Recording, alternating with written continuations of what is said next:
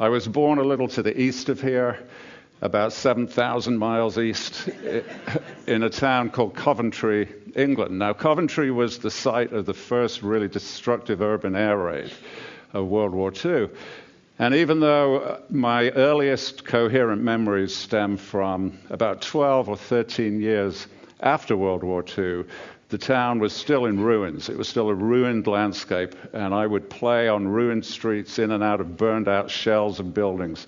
We would climb up and down these ruined places like jungle gyms. We had the greatest time ever.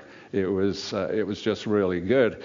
I had an elder brother who, his name is Richard, who is a very smart guy. He is now a nuclear scientist, but he was a very skinny, scrawny kid. He had what you would now call, I guess, an eating disorder. He hated to eat. He still hates to eat. If I said to one of you, let's go to dinner, you might well say no, but you would probably regard it as a pleasant suggestion.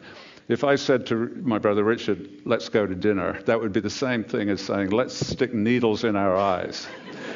So he was, even though he's 3.5 years older than me, he was this scrawny, emaciated little kid. He still is. He's still he looks like a famine victim. He's 60-something.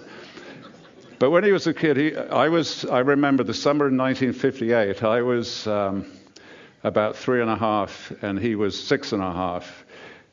And he was a geek, he was a nerd, he was this skinny little guy with sticky out ears. And we went out on one of those ruined streets to play.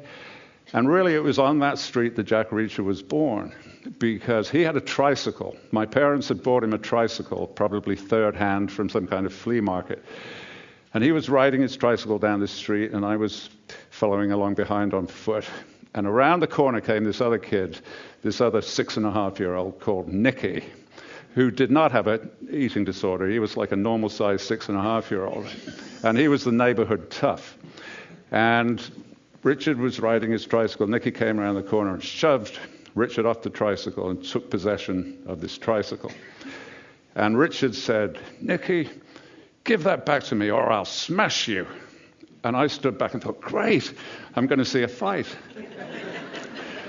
So I stood there and watched them shape up to each other, and then Richard turned around and walked back to say something to me, and I thought, what's he going to say? Is he going to say, tell Mom I died a hero? But no, he leaned in close and said, go smash Nicky. Which taught me a number of things right there. First of all, it taught me the art of delegation. Secondly, it taught me it's probably better to be of the officer class than an enlisted man. But whenever we went out to play, my mother would always say pro forma. She would tell me, do what Richard tells you. So I had to do it. So there I was, 3.5, and I was pretty big for 3.5. I did not have an eating disorder. I ate everything. So I had to do it. So I walked over to Nicky, and I thought, how do you actually smash somebody? And I'd seen stuff on the television, so I thought, well, I'll give it a try. But I was pretty nervous, and I guess, a little wobbly in the leg, and the sidewalk was all still smashed up from the wartime bombing. And to be absolutely, totally frank, I tripped. I kind of tripped, and my momentum smashed Nicky. I totally laid the guy out. And Richard got his tricycle back, and I was aware my hand was hurting, and I looked down and I cut my hand, and I had 2 little white things stuck in it, which I suddenly realized were Nicky's teeth. Which I always point this out just in case somewhere in the world Nicky is in the audience with his lawyer. They were his baby teeth, obviously, so there was no major damage done.